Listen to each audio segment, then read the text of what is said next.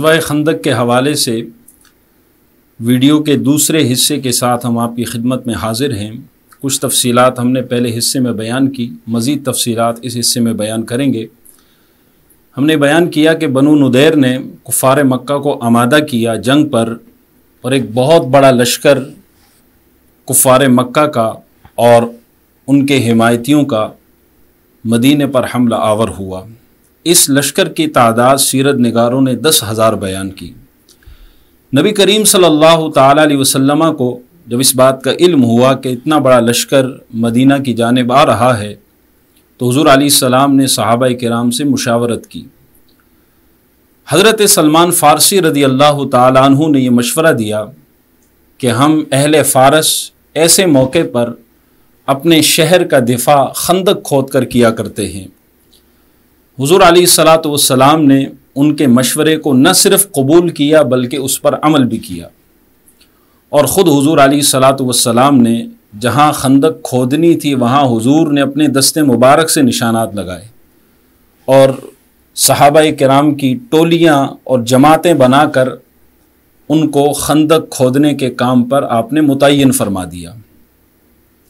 اور جب یہ خندق کھودی جا رہی تھی تو جہاں صحابہ کرام علیہم الرضوان اس مشقت بھرے کام میں مصروف تھے، وہیں سرکار دو عالم صلی اللہ تعالیٰ علیہ وسلم بنفس نفیس صحابہ کرام کے درمیان موجود تھے۔ حالانکہ یہ ٹھنڈ کا موسم تھا، سردی کا موسم تھا، بھوک اور پیاس کی شدت بھی اپنے انتہا پر تھی، لیکن اس کے باوجود صحابہ کرام کا جذبہ ایمانی اور جذبہ جہاد یقیناً قابل دیدنی تھا، اور حضور علیہ السلام کی موجودگی ان کے جذبہ جہاد کو مزید بڑھا رہی تھی۔ علماء نے لکھا کہ صحابہ کرام خندق کھودتے جا رہے تھے اور ان کی زبانوں پر یہ شعر تھا کہ نحن الذی بایعوا محمدا علی الجہاد ما بقینا ابدا، یعنی ہم وہ ہیں کہ جنہوں نے مرتے دم تک حضور کے ہاتھ پر جہاد کے لیے بیعت کر رکھی ہے۔ تو اس طرح کے اشعار صحابہ پڑھ رہے تھے اور اپنے جذبہ ایمانی کو تازہ کر رہے تھے۔ سرکار دو عالم صلی اللہ تعالیٰ علیہ وسلم وہاں موجود رہے، اور مسلمانوں کی تعداد اس غزوے میں 3,000 سیرت نگاروں نے بیان کی۔ کفار مکہ اور ان کے حمایتی جب ایک بہت بڑا لشکر لے کر مدینہ پر حملہ آور ہوئے تو ان کا گمان تو یہ تھا کہ مسلمان مقابلہ نہیں کر سکیں گے، لیکن جب وہ مدینہ منورہ کے پاس پہنچے اور انہوں نے آگے ایک بہت بڑی خندق دیکھی تو ابو سفیان کی زبان سے یہ جملہ نکلا، اس نے کہا کہ یہ وہ تدبیر ہے کہ جسے اہل عرب نہیں جانتے تھے۔ یعنی ایک نئی تدبیر مسلمانوں نے اختیار کی اور ایک بہت بڑی خندق کھودی۔ کفار اتنا بڑا لشکر لے کر آئے لیکن وہ شہر مدینہ کو نقصان نہ پہنچا سکے، اور یہ انہوں نے محاصرہ کیے رکھا شہر مدینہ کا، اور یہ محاصرہ تقریباً 1 ماہ جاری رہا، اور اس دوران صحابہ کرام علیہم الرضوان دن رات اس خندق کی حفاظت کرتے رہے تاکہ کفار کی سازشوں سے اور حملوں سے شہر مدینہ محفوظ ہو سکے۔ اللہ تبارک و تعالیٰ کی مدد جب شامل حال ہو تو پھر بڑی سے بڑی مشکل حل ہو جاتی ہے۔ اگرچہ مسلمانوں کے لیے مشکل وقت تھا، کٹھن وقت تھا کہ اتنا بڑا لشکر سامنے کھڑا تھا، لیکن بہرحال اللہ کی مدد جب آئی تو اللہ تبارک و تعالیٰ نے اتنے بڑے لشکر کو شکست عطا فرما دی۔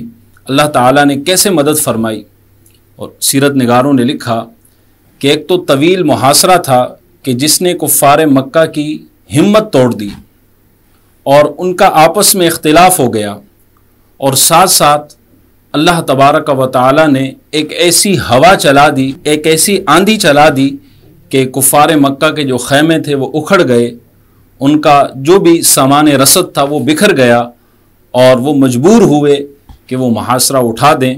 تو 1 ماہ تک انہوں نے محاصرہ کیے رکھا، لیکن 1 ماہ بعد وہ شکست اپنے دامن میں لے کر وہاں سے روانہ ہوتے ہیں، انہیں کامیابی نصیب نہ ہوئی۔ یہ اللہ تبارک و تعالیٰ کی جانب سے مدد تھی جو مسلمانوں کو عطا ہوئی۔ اس غزوے کی فتح کی جب خبر نبی کریم صلی اللہ تعالیٰ علیہ وسلم نے سنی، جب حضور تک پہنچی، تو میرے آقا صلی اللہ تعالیٰ علیہ وسلم نے ارشاد فرمایا کہ اب ہم ان پر حملہ کریں گے، اب ہم ان کی طرف جائیں گے، اب وہ کبھی ہم پر حملہ آور نہیں ہو سکیں گے۔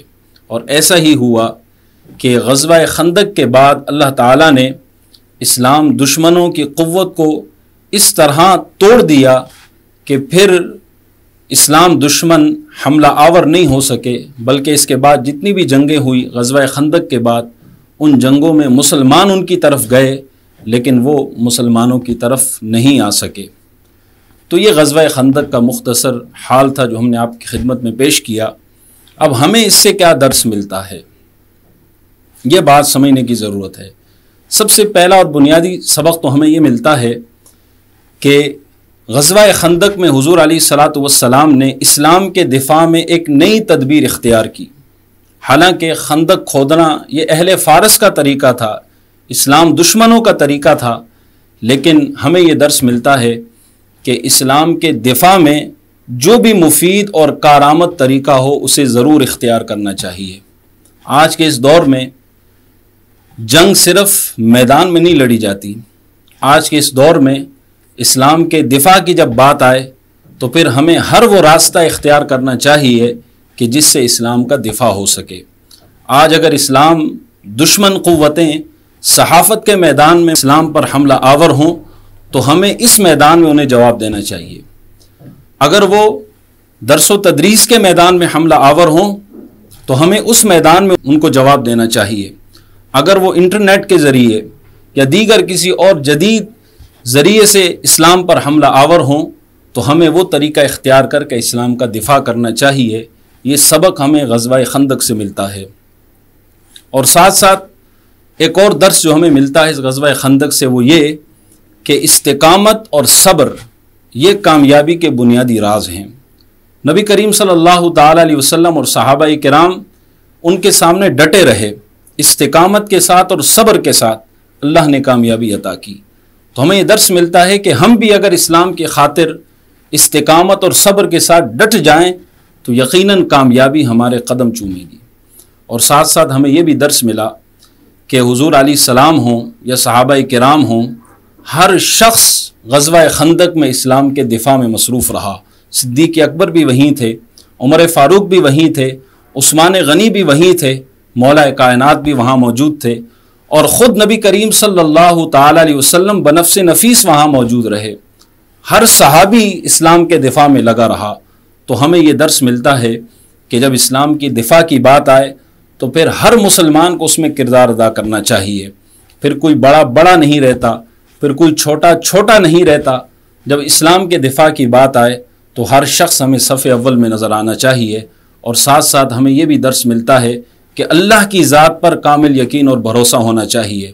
جب حضور علیہ السلام کو اطلاع پہنچی تھی کہ اتنا بڑا لشکر آ رہا ہے تو حضور نے ایک جملہ ارشاد فرمایا تھا۔ حضور نے فرمایا تھا کہ حسبنا اللہ ونعم الوکیل، یعنی ہمیں اللہ کافی ہے۔ یہ وہ جملہ تھا کہ جس نے ہمیں راستہ بتا دیا کہ اگر مشکل وقت آئے اور مشکل حالات آئیں تو کامیابی کا راز یہ ہے کہ اللہ کی ذات پر کامل یقین اور بھروسہ ہو۔ حالانکہ مسلمان تعداد میں بھی تھوڑے تھے، سامان حرب بھی تھوڑا تھا ان کے پاس، لیکن جو چیز انہیں کامیابی تک لے کر آئی وہ اللہ کی ذات پر یقین اور اعتماد تھا۔ تو آج بھی ہمیں یہی درس ملتا ہے کہ ہم اللہ کی ذات پر کامل یقین اور بھروسہ کریں تو یقیناً ہر میدان میں کامیاب ہوں گے۔